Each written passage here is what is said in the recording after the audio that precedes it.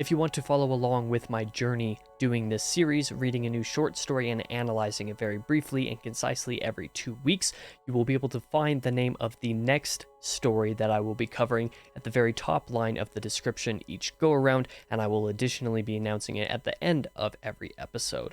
For now, on this edition of Short Story Sundays, I will be covering Metzengerstein by Edgar Allan Poe, a story that could be interpreted as a ghost story when viewed a certain way, but is essentially a story about feuding families, vows, and power. This was Poe's first published story and shocked me with its depth. I give it a 4 out of 5. Onto the brief analysis. Whether you understood everything contained within the story or not on your first reading, I think anybody who reads Metzengerstein can see quite clearly that imagery is a very important part of it, particularly with aspects such as the horse, a general motif of the story and also a way to symbolize the feud contained within it.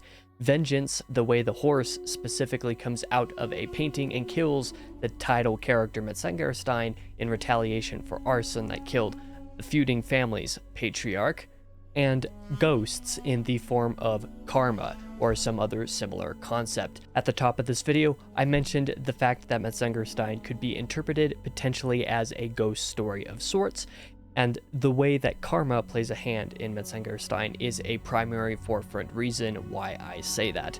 Of course, it isn't entirely clear if Metzengerstein actually ordered the arson of the rival Berlifitzing's stables, but this heavy through line with the return of the rival horse at the very end causing the fire that kills Metzengerstein, I believe firmly implies the point. From a general reading perspective, I believe that the story could be seen as insanity from the title character Metzengerstein, as his madness causes him to go mad. My personal interpretation of Metzengerstein is that the rival family Berlifitzing's supposed curse, I think, is meant to be a primarily symbolic one, meant to stand in for consciousness. Maybe not consciousness specifically, but conscience, I suppose. It would be the better way to put it. Metzengerstein sees Berlifitzing's horse as a self-fulfilling prophecy in my viewing of the story. There is symbolism with the horse moving in the painting and the smoke and the fire shaping themselves into a horse at the very end, the very fire that kills the title character, but I read these as motifs meant to enhance this theme of Metzengerstein just simply going mad as a way to depict insanity, particularly where it affects those in high places of power and those who abuse power, because Metzengerstein is depicted as a character who exceeds overwhelming power, perhaps unnecessarily in most cases.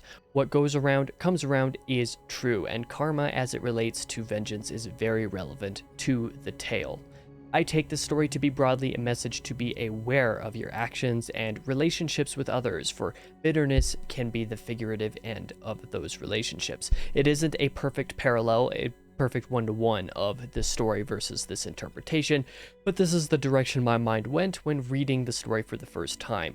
The joy of this story is already, even early on in Poe's career, I feel the need to reread just to see what more I can catch, what different ways I could interpret the story, but this was the way I thought of it on my first go-around.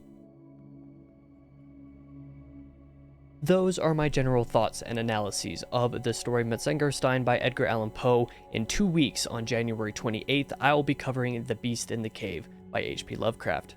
See you there.